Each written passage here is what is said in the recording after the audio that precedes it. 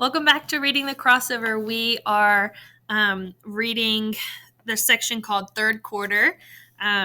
Just to recap what had happened in the second quarter, we met a few new characters. We met Miss Sweet Tea, we met Alexis, and we got to find out about how their grandfather had passed away and how their family, Josh and JB and their dad and their mom is super worried about how their family needs to eat a bit healthier. So we saw some background there with their family. Also, there was a game that was played and won, and a newspaper article about them. So we're going to pick back up in the third quarter, starting on page 137. After. On the short ride home from the hospital, there's no jazz music or hoop talk, only brutal silence. The unspoken words, volcanic and weighty. Mom and Dad, solemn and wounded. JB, bandaged and hurt, leans against the backseat window. With less than 2 feet between us, I feel miles away from all of them. Suspension. Sit down, Mom says. Feels like we're in her office. Can I make you a sandwich? But we're in the kitchen. You want a tall glass of orange soda? Mom doesn't ever let us drink soda. Eat up, because this may be your last meal. Here it comes. Boys with no self-control become men behind bars. Have you lost your mind, son? No. Did your father and I raise you to be churlish? No. So what's been wrong with you for the past few weeks? Put down that sandwich and answer me. I guess I've just been... You've just been what? Deranged? Don't me. Talk like you have some sense. I didn't mean to hurt him. You could have permanently injured your brother. I know. I'm sorry, Mom. You're sorry for what? I'm confused, Josh. Make me understand. When did you become a thug? I don't know. I was just a little Are you going to get angry every time JB has a girlfriend? It wasn't just that. Then what was it? I'm waiting. I don't know.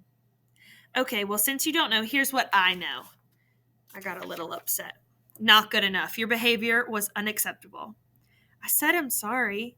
Indeed you did. But you need to tell your brother, not me. I will. There are always consequences, Josh. Here it comes. Dishes for a week. No phone, or worse, no Sundays at the rec. Josh, you and JB are growing up. I know. You're twins, not the same person. But that doesn't mean he has to stop loving me. Your brother will always love you, Josh. I guess. Boys with no discipline end up in prison. Yeah, I heard you the first time. Don't you get smart with me and end up in more trouble. Why are you always trying to scare me? We're done. Your dad is waiting for you. Okay, but what are the consequences? You're suspended. From school? From the team. Page 142. Churlish. Churlish. Adjective. Having a bad temper and being difficult to work with.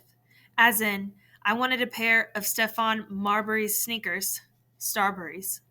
But Dad called him a selfish millionaire with a bad attitude.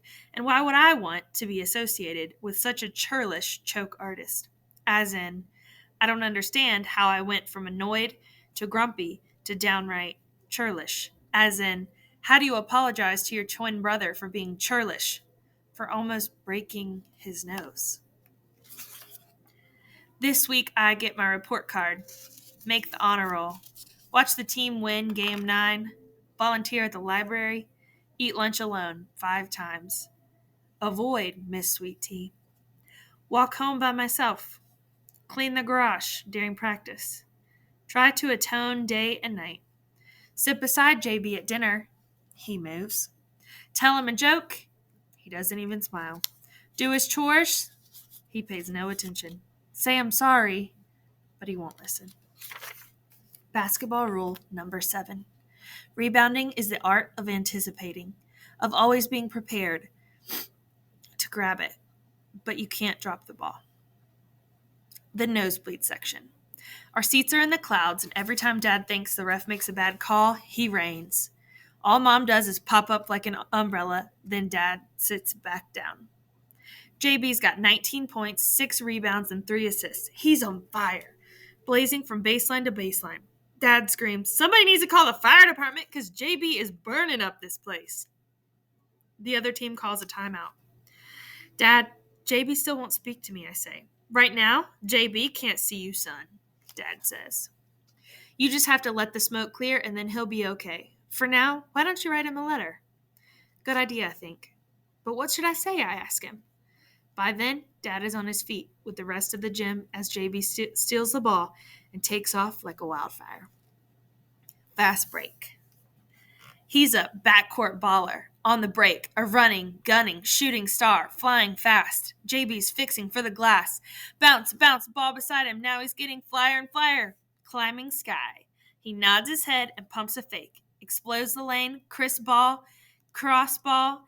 Chris, and then takes a break. Kaboom! Above the rim. A thunderous, almost, dunk. That elbow sent JB, kerplunk, to the floor. Foul.